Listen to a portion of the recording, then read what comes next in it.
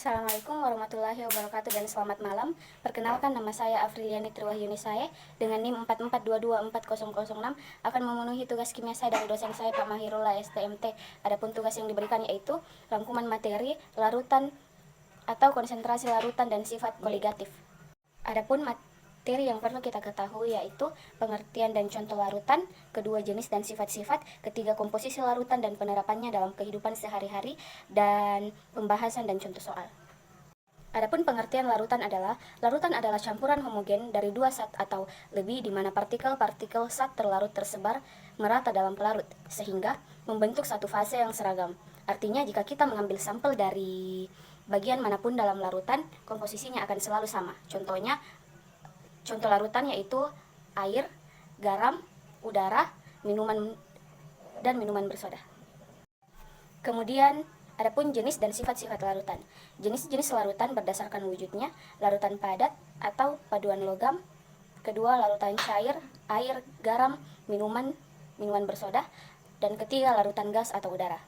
Kemudian sifat-sifat larutan.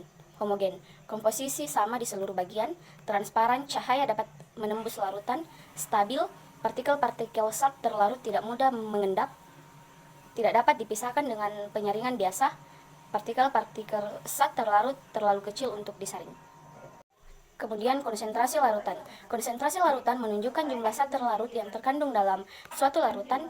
Beberapa cara menyatakan konsentrasi larutan antara lain persentase massa, menunjukkan massa zat terlarut dalam 100 gram larutan.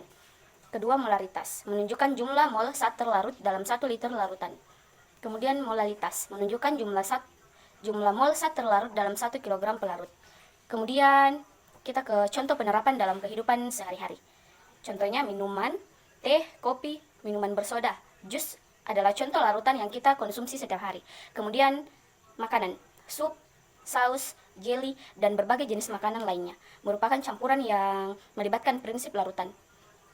Kemudian obat-obatan, banyak obat-obatan yang berbentuk larutan seperti sirup, obat tetes mata, dan infus. Kemudian pembersih, sabun, deterjen, dan pembersih lainnya merupakan larutan yang digunakan untuk membersihkan berbagai permukaan. Kemudian komposisi larutan terbagi atas 5.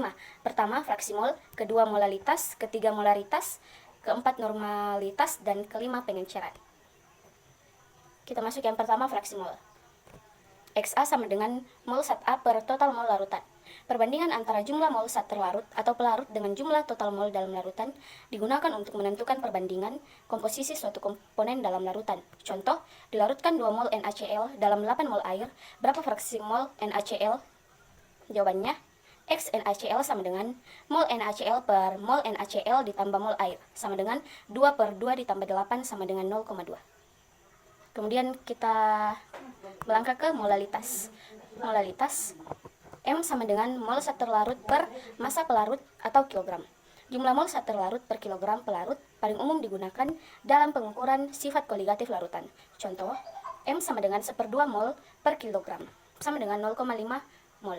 1 mol gula dilarutkan dalam 2 kg air, berapa molalitas larutannya? Itu tadi soalnya. Dan yang saya bilang awalnya tadi adalah jawabannya, seperti yang di slide. Kemudian kita melangkah ke molaritas. M sama dengan mol zat terlarut per volume larutan L. Jumlah mol zat terlarut per kilogram pelarut paling umum digunakan dalam pengukuran konsentrasi larutan. Contohnya, jumlah mol zat terlarut per kilogram pelarut paling umum digunakan dalam pengukuran konsentrasi larutan.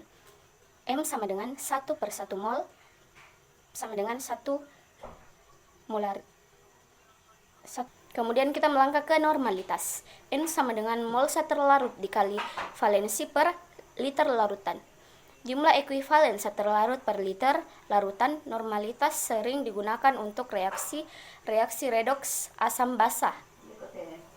Kemudian contoh, 1 mol H2SO4 dilarutkan dalam 1 liter air, valensinya H2SO4 sama dengan 2. Berapa normalitasnya? Jawabannya, N sama dengan 1 per 1 mol per L dikali 2 sama dengan 2 normalitas.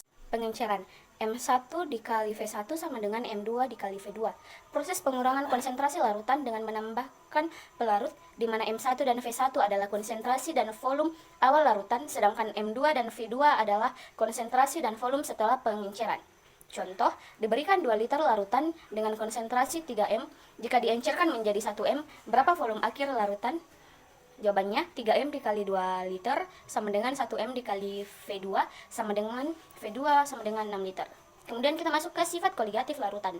Sifat koligatif larutan dapat diartikan sebagai sifat larutan yang tidak bergantung pada jenis zat terlarutnya. Semakin banyak zat yang terlarut, semakin besar juga sifat koligatifnya. Kemudian sifat koligatif larutan diklasifikasikan menjadi 4 bagian, yaitu pertama, penurunan tekanan uap atau delta P, kenaikan titik didih atau delta TB, penurunan titik beku atau delta TF, dan yang terakhir adalah tekanan osmotik atau P. Baik, kita masuk ke yang pertama, yaitu penurunan tekanan uap atau delta P. Tekanan uap adalah jumlah atau banyaknya uap yang terbentuk di atas permukaan zat cair. Hal ini disebabkan lemahnya gaya tarik-menarik antar molekul zat cair. Maka akan semakin mudah zat cair tersebut menguap. Semakin mudah zat cair menguap, maka akan semakin besar pula tekanan uap jenuhnya. Pada tahun 1880-an, seorang ahli kimia Prancis bernama F.M. Raulit menyatakan bahwa penurunan tekanan uap berbanding lurus dengan fraksi mol zat terlarut. Adapun rumus penurunan tekanan uap atau delta P adalah delta P sama dengan P0 dikurang P. Delta P sama dengan P0 dikali Z terlarut. Adapun delta P sama dengan penurunan tekanan uap, kemudian P0 sama dengan tekanan uap pelarut murni, kemudian P sama dengan tekanan uap larutan setelah penambahan zat terlarut, kemudian Z terlarut adalah fraksi mol sel terlarut. Kemudian kita masuk ke yang kedua, yaitu kenaikan titik didih atau delta TB.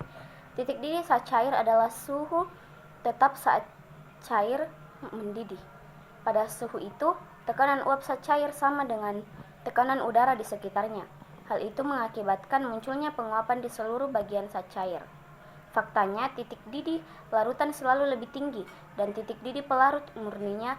Hal itu disebabkan oleh adanya partikel-partikel zat terlarut dalam suhu larutan menghalangi penguapan partikel-partikel pelarutnya. Contoh gambar ada di slide. Kemudian rumusnya yaitu delta TB sama dengan TB dikurang T0, atau delta TB sama dengan KB dikali M, di mana delta TB sama dengan kenaikan titik didih, kemudian TB sama dengan titik didih larutan setelah penambahan zat terlarut, kemudian T0 sama dengan titik didih pelarut murni, dan KB adalah konstanta kenaikan titik didih molal, dan M adalah molalitas larutan. Kemudian yang ketiga adalah penurunan titik beku atau delta TF. Titik beku normal suatu zat adalah suhu ketika zat tersebut meleleh atau membeku pada tekanan 1 atm atau keadaan normal. Titik beku pelarut murni akan turun saat suatu zat terlarut ditambahkan pada suatu pelarut murni. Hal ini disebabkan oleh pergerakan partikel pelarut dihalangi oleh partikel terlarut. Dengan demikian, larutan akan membeku pada suhu yang lebih rendah dibanding titik beku pelarut murni air. Adapun rumus penurunan titik beku adalah delta TF sama dengan T0 dikurang TF, atau delta TF sama dengan KF dikali M, di mana delta TF itu adalah penurunan titik beku, T0 adalah titik beku pelarut murni, TF adalah titik beku larutan setelah penambahan zat terlarut, KF adalah konstanta penurunan titik beku molal, dan M adalah molalitas larutan. Kemudian yang terakhir adalah tekanan osmotik atau P. Osmotik adalah proses perpindahan larutan yang memiliki konsentrasi rendah menuju larutan yang memiliki konsentrasi tinggi. Tekanan osmosis ini terjadi ketika terdapat perbedaan volume antara dua larutan pada keseimbangan yang menghasilkan suatu tekanan guna menghentikan proses osmosis. Adapun rumusnya yaitu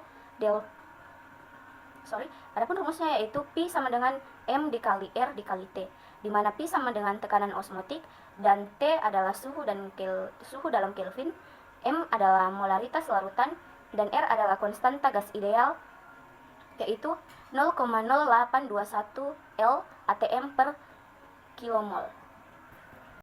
Kemudian kita masuk ke faktor Van Hoff. Adapun pengertian faktor Van Hoff adalah faktor Van Hoff I adalah perbandingan antara jumlah partikel yang sebenarnya ada dalam larutan dengan jumlah partikel yang dihitung berdasarkan rumus kimia. nilai I selalu lebih besar atau sama dengan 1. Untuk zat non-elektronik, nilai I sama dengan 1. Untuk zat elektrolit, nilai lebih besar dari 1 dan bergantung pada derajat ionisasi zat tersebut. Adapun rumus dari faktor Van Hoff adalah I sama dengan 1 ditambah A dikali dalam kurung Q dikurang 1, di mana I sama dengan faktor Van Hoff, A sama dengan derajat ionisasi, Q sama dengan jumlah ion yang dihasilkan dari satu molekul zat terlarut. Adapun penjelasannya, I menunjukkan zat perbandingan antara sifat koligatif larutan sebenarnya dengan sifat koligatif larutan ideal atau non-elektrolit. A menunjukkan seberapa banyak zat terlarut yang terionisasi dalam larutan. W menunjukkan jumlah ion yang dihasilkan dari satu molekul zat terlarut saat terionisasi. Itulah tadi penjelasan dari saya mengenai tugas rangkuman materi larutan atau konsentrasi larutan dan sifat koligatif. Terima kasih.